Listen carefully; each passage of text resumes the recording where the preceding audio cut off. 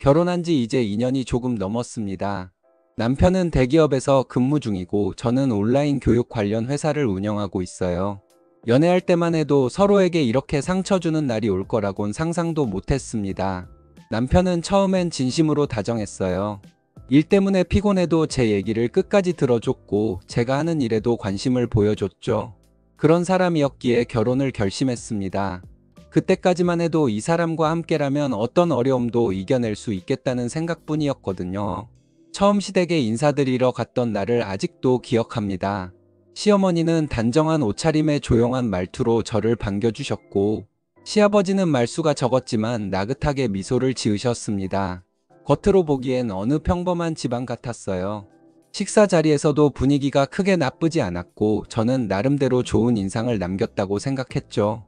시어머니가 제 손을 잡으며 우리 집에 복덩이가 들어오네라고 말씀하셨을 땐 정말 진심으로 감사했어요. 그때는 그 말이 따뜻하게만 들렸습니다.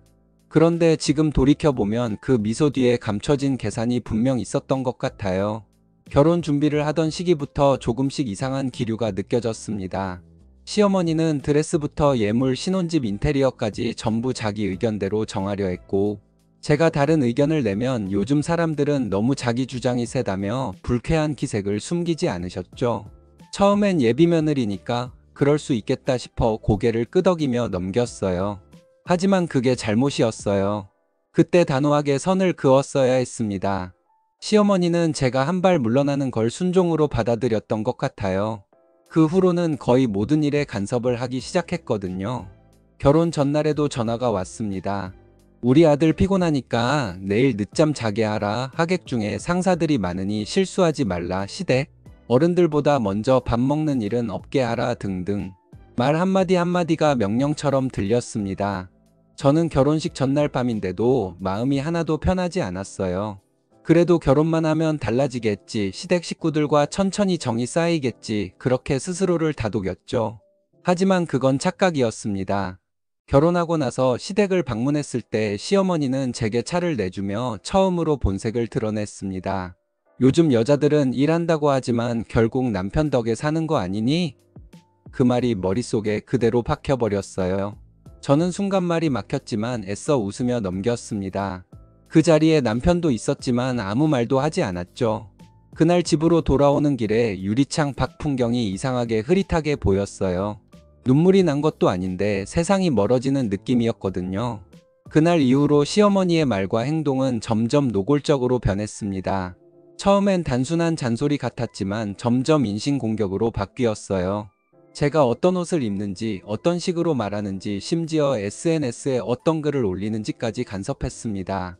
하루가 멀다 하고 전화가 왔고 받지 않으면 며느리가 예의가 없다는 식으로 남편에게 불평을 늘어놓았어요. 그럴수록 남편은 점점 말을 아꼈습니다. 그때부터 저는 이 결혼이 정말 괜찮은 선택이었는지 스스로에게 수없이 묻기 시작했습니다. 결혼 후 몇 달 동안은 그래도 조심스러웠습니다. 남편과 함께 시댁에 갈 때마다 평화를 유지하려고 애썼어요. 하지만 시어머니는 그럴 생각이 없었던 것 같아요. 처음에는 반찬을 너무 짜게 했다고 하시더니 나중엔 제 옷차림이 단정하지 않다고 지적했습니다. 심지어 집안일을 얼마나 하는지, 출퇴근 시간은 몇 시인지까지 물으셨죠. 제가 사업을 병행하고 있다고 하면 일보다 가정이 먼저 아니냐며 불편한 표정을 지으셨습니다. 남편은 그럴 때마다 대충 웃으며 넘겼는데 그게 오히려 더 답답했어요. 내가 아무리 상처를 받아도 남편은 괜히 엄마 기분 상하게 하지 말자는 식으로만 말하더군요. 그때부터 무언가 균열이 생기기 시작했습니다. 며느리를 사랑한다는 말은 입버릇처럼 하셨지만 정작 그 안엔 감시와 비교가 섞여 있었습니다. 제가 어떤 옷을 입든 어떤 가방을 들든 한마디씩 하셨죠. 누가 봐도 사소한 이야기인데도 그분의 눈엔 늘 감히 며느리가 이런 걸 산다는 비난이 담겨 있었습니다. 어느 날은 제가 회사에서 받은 소소한 선물을 들고 갔더니 시어머니는 그 브랜드를 검색하며 가격을 따져보셨습니다. 그 행동이 너무 노골적이었어요. 그 순간 이건 관심이 아니라 열등감이구나 하는 생각이 들었죠. 그때부터 저는 시댁에 가는 게 두려워졌습니다. 시아버지는 처음엔 점잖은 분 같았지만 시간이 지나자 그분의 욕심도 드러났습니다. 대기업 다니는 사위를 둔 게 자랑이셨는지 주변 지인들에게 늘 우리 며느리가 사장이다, 우리 아들은 잘 나가는 직장인이다라며 떠벌리셨죠. 그런데 그 자랑 뒤에는 늘 금전 이야기가 붙었습니다. 집 수리비가 필요하다, 투자할 곳이 있다. 갑자기 큰 돈이 들어갔다는 식으로 핑계를 대며 남편에게 돈을 요구하셨죠.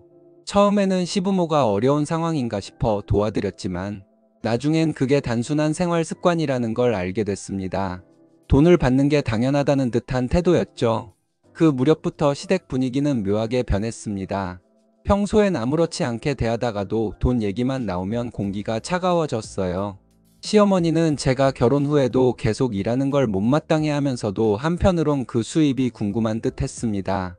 직접 묻지는 않지만 남편에게 계속 제 회사 매출을 캐묻더라고요.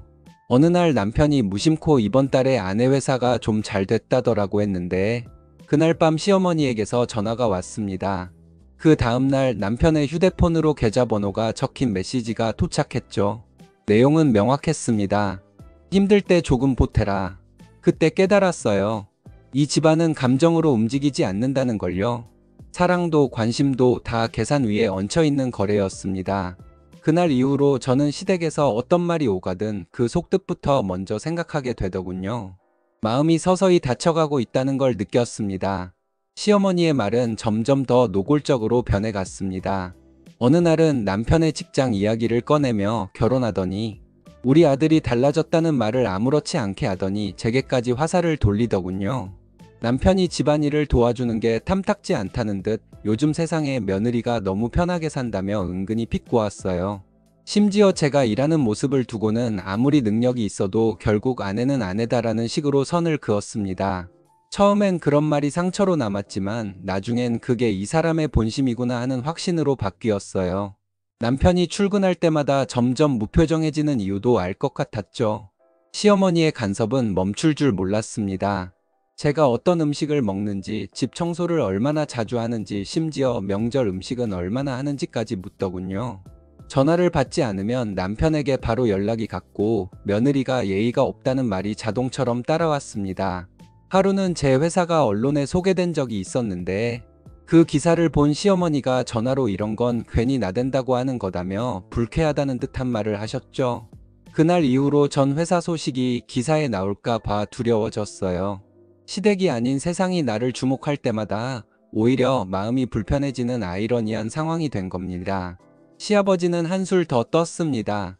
남편의 직장을 이용해 자기 지인을 회사에 연결해 달라거나 명절 선물을 회사 명의로 준비해 달라며 부탁 아닌 부탁을 하셨죠. 남편은 처음엔 거절하지 못했어요. 아버지니까 그냥 한 번만 도와드리면 끝나겠지 싶었던 거죠. 하지만 그런 일이 한두 번이 아니었어요. 나중에는 시아버지가 지인들에게 우리 아들이 회사 덕분에 영향력이 있다는 식으로 떠벌리는 걸 듣고 경악했어요. 그때부터 남편은 회사에서 괜히 불편한 일을 겪기 시작했습니다. 상사들이 이상한 소문을 듣고 조심스러워 하더군요. 그 일 이후로 남편은 점점 예민해졌습니다. 시댁 이야기가 나오면 말을 아꼈고 제가 뭐라고 해도 피곤하다는 말만 반복했어요. 어느 날 밤 시어머니에게서 또 전화가 왔습니다. 남편은 피곤하다며 받지 않았고 대신 제가 전화를 받았죠. 시어머니의 첫마디는 다름 아닌 돈 이야기였습니다. 며느리라면 부모님 어려울 때 도와야 하는 거 아니냐, 내가 능력 있다더니 그 말이 다 거짓이냐는 식의 말이 이어졌어요. 손이 떨렸습니다. 그런 말을 들으면서도 예의를 지키려 애썼지만 통화를 끝내고 나서 한동안 아무 말도 나오지 않았어요. 그날 이후로 저는 그 집과의 관계를 마음속에서 정리하기 시작했습니다. 겉으로는 여전히 예의를 지켰지만 속으로는 이미 선을 그어버린 상태였죠.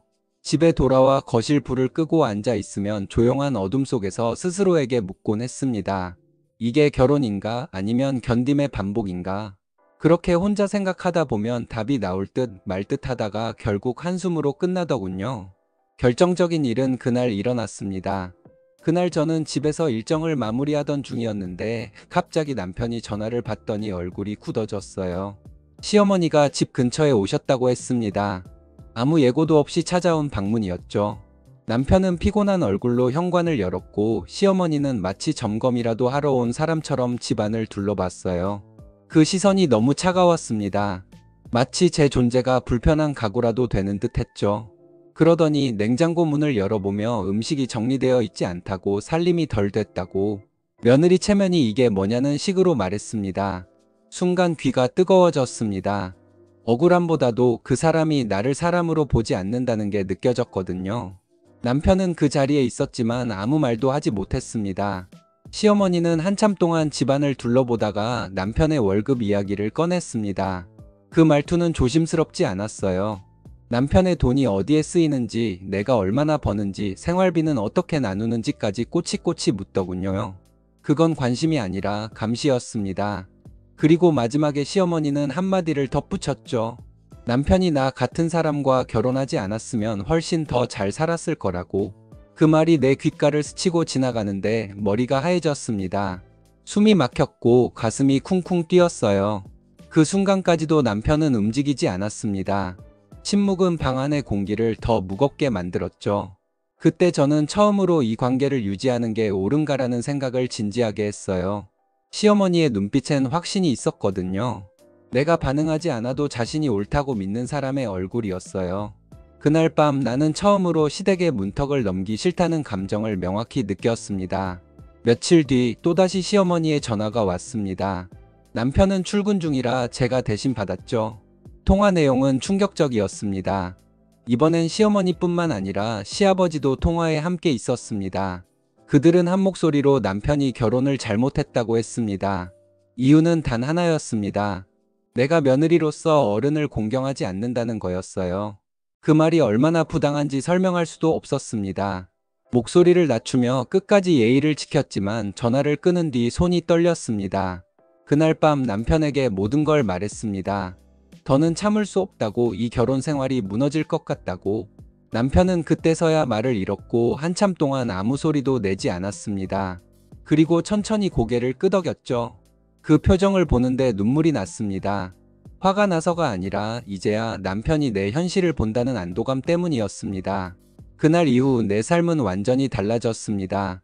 불편한 전화도, 갑작스러운 방문도, 비난의 말도 사라졌어요. 처음에는 허전했지만 이내 그 고요가 얼마나 소중한지 깨닫게 됐습니다. 잠을 자다 새벽에 깰 일도, 누군가의 눈치를 볼 일도 없어졌습니다. 처음으로 진짜 내 삶을 사는 기분이 들었어요. 시댁과 완전히 거리를 둔 지 벌써 1년이 지났네요. 처음 몇 달은 불안했지만 시간이 흐르면서 마음이 조금씩 가벼워졌음을 느낍니다. 매일같이 울분에 휩싸였던 시절이 지나고 나니 이제는 어떤 말에도 쉽게 흔들리지 않게 됐어요. 남편과의 관계도 조금씩 회복되었습니다. 예전에는 대화마다 시댁 이야기가 섞여 있었는데 지금은 오롯이 서로의 일상과 감정에 집중할 수 있게 됐습니다. 저녁 식탁 위에 올려진 음식이 식어가도 불편하지 않았어요. 말없이 같은 공간에 앉아 있는 것만으로도 위로가 되더군요. 아마 진짜 평화란 게 이런 걸지도 모른다는 생각이 들었죠. 시어머니와 시아버지는 몇 차례 연락을 시도했지만 남편이 정중하게 선을 그었습니다. 당분간 연락하지 말자는 한마디로 모든 게 정리됐어요. 그 뒤로는 어떤 간섭도 없었습니다. 처음엔 그 침묵이 낯설었지만 시간이 지나면서 그 고요함이 선물처럼 느껴졌어요.